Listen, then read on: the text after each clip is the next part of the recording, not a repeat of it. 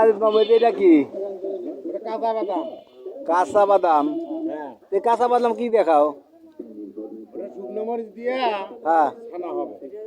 শুকনো মরিচে ছানা হবে। হ্যাঁ, তুমি তো খালি বিদেশি পদ্ধতি খাও। তাই এবার শরীর দেবে। তে শরীরে এই অবস্থা কে? দুধও বলে আত্মন হয়ে রক্ত খাও, পাক পেরে পেরে আটে। পাক পেরে পেরে আটো। এই যে কাঁচা বাদাম খাও আবার এই ধর দেরি কি ধরো এবার বাদাম। হ্যাঁ, বাদাম। এইটা কাঁচা বাদাম। কাঁচা বাদাম খেলে তো শরীরে স্বাস্থ্য হবে না? এটা এটা কইছে ডাক্তারে। ডাক্তার করে। এই জন্য খাইতেছে। বাদাম 100 গ্রামের বাদাম খাওয়া লাগবে। 100 গ্রাম করে খালি এবার কি হবি?